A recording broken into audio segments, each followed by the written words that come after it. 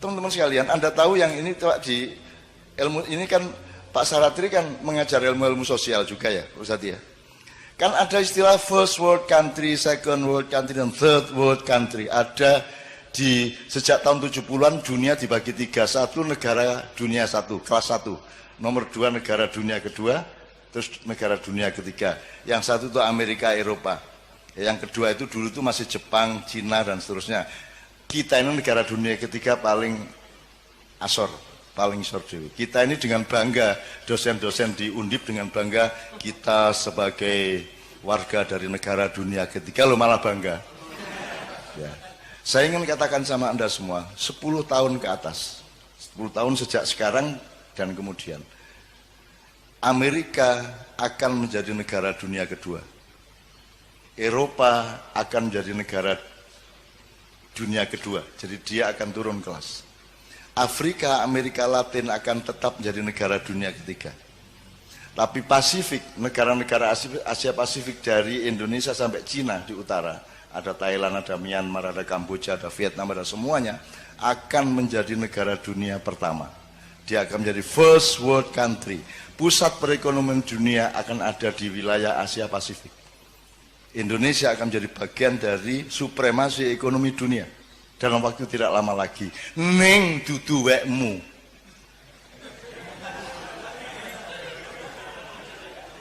Weke Cina. Ya, dipimpin oleh Cina karena Cina tega melakukan yang kamu tidak mungkin melakukan. Karena Cina mau melakukan yang Anda tidak mau melakukan. Karena Cina tidak punya selawatan, tahlilan, dan lain sebagainya. Kono pokoknya ndolek duit terus. Sementara gue kayak penggawean, tahlilan, gerbek, pengajian, gitu. Apalagi Pak? Selawatan, ma'iyahan, manakipan, segala macam. Oke banget penggawean, sehingga konsentrasi keuangan dan materialismenya turun, gitu ya. Nah, teman-teman sekalian, yang saya ingin omongkan di sini dengan sudah ada bekal wabtagi ad-darul akhirah fima atakallah. Itu ya kalimatnya. Ingat-ingat. Carilah akhirat pada atau di dalam apapun yang Allah kasih. Apa wae? Kowe dikai Gusti Allah apa wae dolekno akhirate. Ngono ya, misalnya ya. Oke. Nah, teman-teman sekalian, Anda mau apa sekarang? Tahun 2025 ke atas. What are you going to do? Kamu mau apa? Gue harus jadi cleaning service, gue harus jadi satpam, gue harus jadi tukang demo bayaran, gue harus jadi apa? Gue harus jadi pengemis, gue proposal nang dindi, gue pura-pura jadi wong kritis padahal dikongkon satu pihak untuk demo pihak yang lain. Gue harus jadi apa? Gue harus jadi wong ngemis. Gue wong Jawa ya rata-rata ya. Gue milih ndi?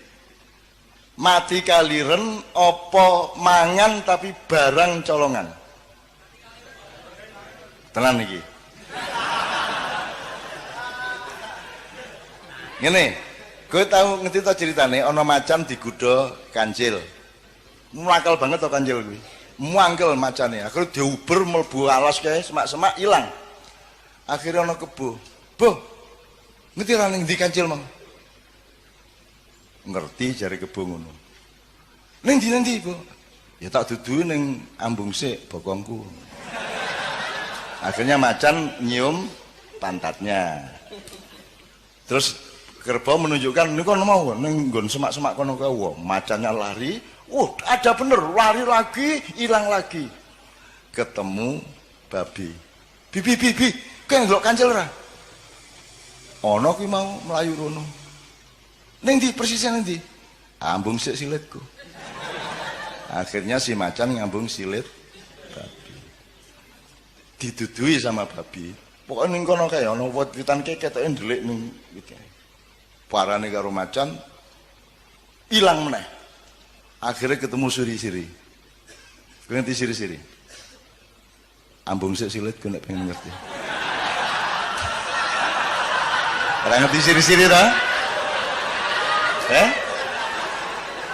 Orang ngerti siri-siri? Belum tahu krungu? Ayo nek kepengin ngerti, Dilaten sik silitku. Inilah yang terjadi di Indonesia sekarang. Bukan hanya terpaksa, bahkan orang melamar untuk ngambung silit, ya Rah? Ya Rah? Saiki iki ning Indonesia, sarjana-sarjana, wong pinter-pinter, wong ampuh-ampuh, royoan mbuh universitas iki universitas iku royoan untuk ngelamar ndilat silit ben urip. Ya Rah? Ben iso mangan, ben duwe mobil apik, ben duwe jabatan, ben iso melu ngerampok, ya Rah? Wes, sesuk kowe ketemu kanca-kancane siri-siri nang ndi? Apa kuwi? Pengen ngerti kowe? Terus langsung kok bukanya gitu.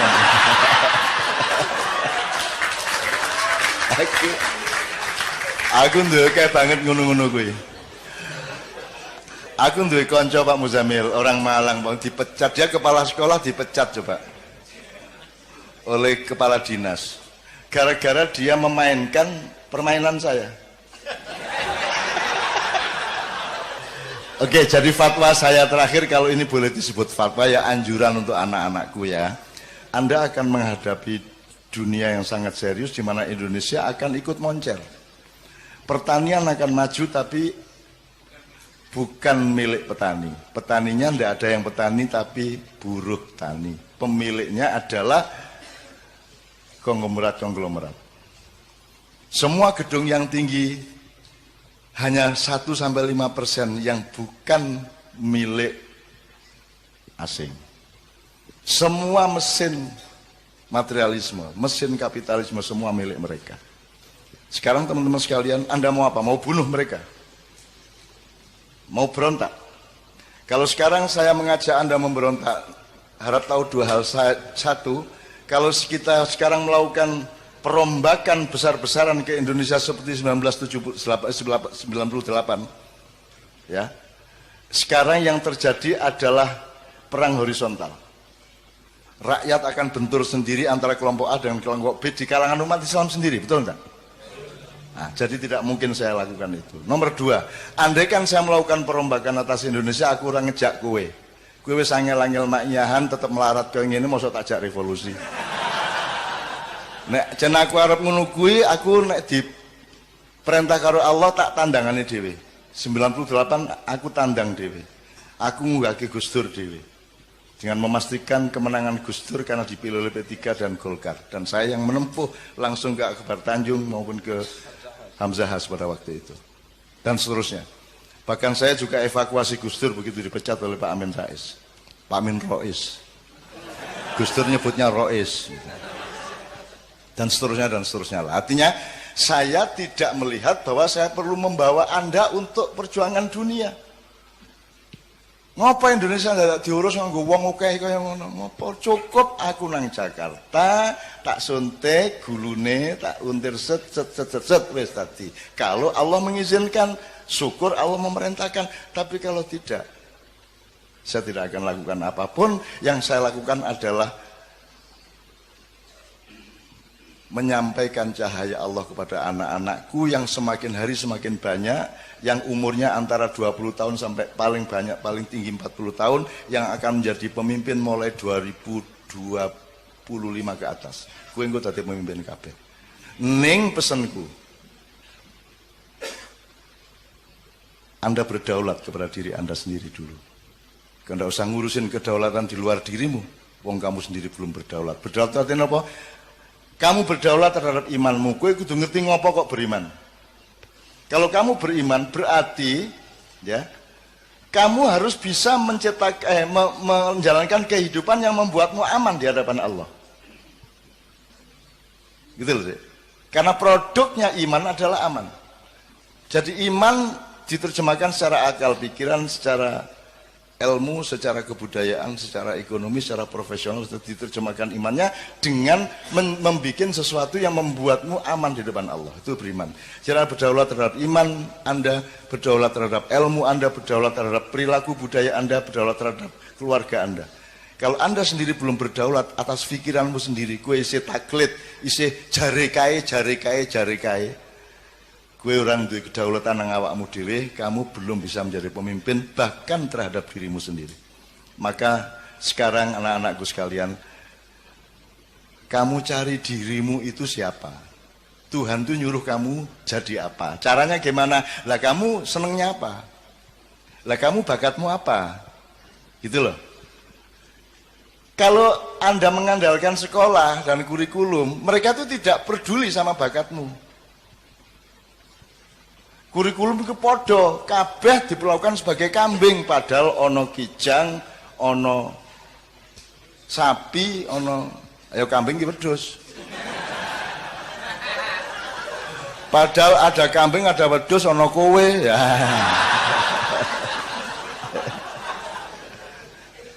Maksud saya, mencari dirimu sendiri itu maknanya jangan muluk-muluk. Kamu punya kecenderungan apa? Mulai dilihat sekarang kamu itu. Kamu, wah aku seneng ya karo kopi iki tak dodolan, aku tak gawe warkop wae. Wah aku seneng iki nandur-nandur, tak jajal, tak jadi cilik-cilikan jadi petani organik misalnya. Aku seneng ya anu IT iki. Ya, pokoknya terserah Anda itu kecenderungannya apa, itu namanya fadhilah. Faddalallahu ba'dan ala ba'din. Temukan dirimu yang Allah konsep. Kalau di sekolahan kan, sekolah tidak peduli sama Allah dulu kasih apa kepadamu. Kan begitu. Maka kamu sendiri yang harus cari siapa dirimu, kecenderunganmu apa, bakatmu apa, dan carilah bahagia, karena bahagia itu hanya dengan Allah. Jadi kamu mosok kon dosen tapi ngersulo. Aja ngersulo. Kamu temukan nikmatnya akhirat di dalam pekerjaanmu sebagai dosen. Kan begitu. Kamu jangan ngersulo. Kowe ngojek ning karo grundel benasu ngojek aku aduh.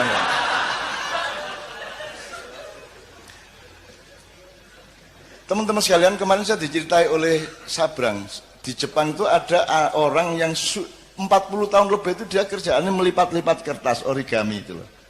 Gawe manuk, gawe perahu, gawe apa loh. Dadi petang-petang ngono terus deh. Kan iki ngopo to iki? Bendino ngelipat kertas apa to gunane apa gitu ya. Anda tidak tahu itu thariqat, itu ketekunan. Lakukan saja apa yang Allah fima atakallah. Yang Allah kasih kepadamu itu lakukan dengan istiqomah, sungguh-sungguh, tekun total sampai kamu jadi ahli yang kamu lakukan itu. Nek kue dodolan soto, kue ahli soto. Nanti ketika Indonesia menjadi negara dunia ke-1, kamu adalah pakar. Kamu direktur atas hidupmu sendiri. Kamu dibutuhkan oleh konglomerat-konglomerat. Bahkan kamu akan jadi konglomerat. Dan tidak apa-apa menjadi konglomerat, asal kamu temukan nikmatnya akhirat di dalam konglomerasi yang kamu jalan. Gitu loh, Dek. Temukan sekarang bakatmu apa. Saya ini tidak masuk buku di Gramedia. Bukuku ekonomi ra cocok, sosial ra cocok, budaya ra cocok, agama ra cocok. Ora ono, akhire kudu gawe lemari dhewe ya ora. Aku parpol ra cocok, ormas ra cocok, kiai ra cocok, kabeh ra cocok, akhirnya aku gawe kursi dhewe. Dan saya bersyukur karena saya sejak kecil menciptakan kursi saya sendiri. Nyun sewu ya, saya menyembunyikan nasab saya. Karena saya tidak mau dipuji orang hanya karena saya punya nasab. Sementara kebanyakan tokoh-tokoh Indonesia menikmati nasabnya. Lahir procot, iki sebutune mbah iki, ngono ta? Gampang dadi ketua iki, gampang dadi kok mergo pancen putune mbah iki kan ngono. Aku ora duwe kursi iku. Dan seandainya ada, aku sembunyikan di belakang punggungku. Aku ingin menjadi fungsi, bukan menjadi siapa diriku. Gitu loh, Dek. Nah, teman-teman sekalian, temukan dirimu. Temukan bakatmu dan kerjakan. Masa 5-10 tahun kamu tidak jadi pakar? Jadi misalnya Pak Ilyas, sampai dia ngerti betul dunia dosen dengan segala dimensinya. Psikologi ini mahasiswa, latar belakang ekonominya mahasiswa, budayanya mahasiswa, kampus kipiye, semua dia tahu persis. Sehingga seperti origami tadi, sekarang si bapak yang si mbah yang penggawean melipet-lipet itu digoleki NASA. Karena mereka ingin bikin satelit yang efisien, yang bisa menyerap energi dari matahari tapi tidak terlalu gedabiah. Jadi harus ada lipatan-lipatan tertentu yang efisien, yang logamnya tidak terlalu berat sehingga lebih awet di angkasa. Dan itu yang bisa menguasai itu hanya seorang ahli origami. Jadi kowe saiki apa tentokke awakmu mumpung kowe isih nom dan tekuni sampai habis. Iki tenan. Lah aku iki apa? Saya tidak menekuni bidang apa-apa karena saya bukan bidang. Saya bukan kamar. Saya bukan perabot. Aku ini ruang. Aku ini menampung semua perabot. Aku terdiri dari kamar-kamar yang bermacam-macam. Kamu jangan memasukkan aku ke dalam kamar karena kamar itu sempit bagiku dan tidak cukup, akan pecah itu kamar untukku. Ngono rek nek arep penyair ya. Ya. Maka saya tidak membutuhkan dunia ini. Karena aku disuruh menolong kalau ada yang darurat di dunia ini. Masa saya butuh dunia? Saya butuhnya Allah. Bahwa Allah kemudian menyayangi sangat dengan mencuelkan dunia untuk saya, itu Allah kasih, bukan karena saya mencarinya. Dari soal istri sampai soal harta sampai soal ma'iyah, saya tidak pernah minta dan saya tidak pernah merebut dan saya tidak pernah bercita-cita. Orang tahu kok, wah tak rabi karo artis ya. Orang tahu.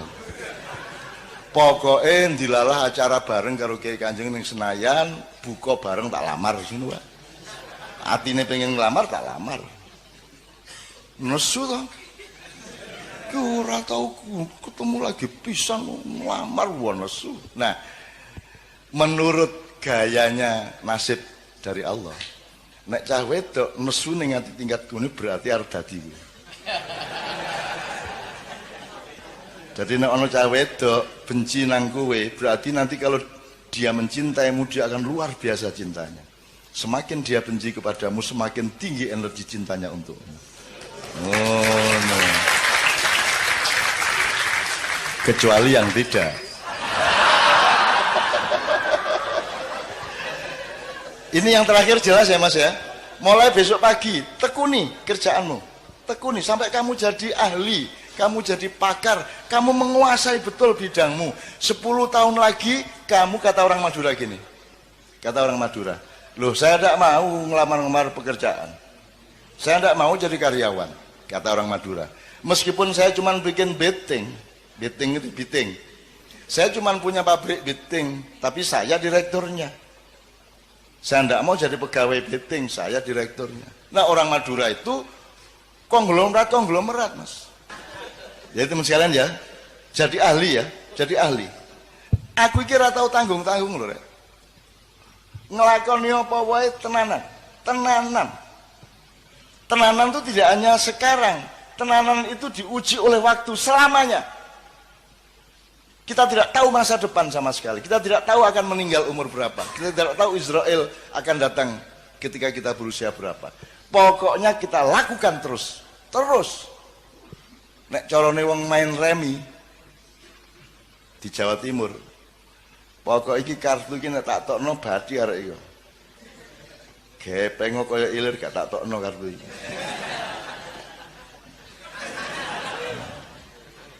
Nek saiki lak gampang kompromi to, Mas. Gampang kompromi kemarin PDIP. Terus mencalonkan diri PKB. Terus mari ngono ganti meneh Nasdem kan gitu. Pokoknya apa yang dia badi. Karena dia tidak punya dirinya sendiri, dia tidak punya keistimewaan, dia tidak punya fadilah yang dikasih Allah kepada dia. Nah, temukan fadilah dari Allah kepada masing-masing, maka kamu sudah dijamin oleh Allah bahwa akan aku lebihkan kebunmu asal engkau mencari aku dalam hidupmu. Ini rek ya. Tepuk tangan untuk Allah Subhanahu wa taala. Sudah pernah ada kiai mengatakan tepuk tangan untuk Allah? Belum pernah ya? Kira-kira menurut fikih bagaimana? Allah tidak akan terpengaruh oleh tepuk tangan. Jadi Tepuk tangan tidak menentukan baik atau buruk. Yang menentukan adalah niatmu apa. Anda bersyukur. Ya toh? Tepuk tangan untuk bersyukur toh. Seneng toh? Ya top gitu kan. Loh, Mas, orang itu sering karena berpikirnya materialis dan keduniaan, yang dilihat itu barangnya, ucapannya, bukan muatannya. Gitu loh, Mas. Orang tuh saking, wah, jos, Allah ki jos tenan. Isa temen itu, Mas. Wah, top tenan Allah ki, kan gitu. Boleh enggak itu? Kalau menurut tadi itu protokoler enggak boleh. Allahu Akbar, Allahu Akbar. Lihat ning orang lega to nek kowe wong Semarang. Allah ki jos ndak. Anda baru bisa menemukan indahnya dunia kalau engkau bertujuan akhirat. Betul enggak? Kalau tujuanmu dunia, dunia menjadi remeh. Tidak bisa kamu nikmati. Kalau engkau menemukan betapa indahnya ciptaan Allah ini, dunia menjadi indah dan tidak tergantung jumlahnya. Kamu punya uang 50.000 indah, punya uang 1 juta indah, punya uang 10.000 indah. Kalau kamu melihat Allah dan menentukan Allah dan akhirat sebagai tujuan hidupmu. Ini ya, saya kembalikan kepada sekarang beliau nambahinnya soal kebun tadi, Ustaz. Tafadhol.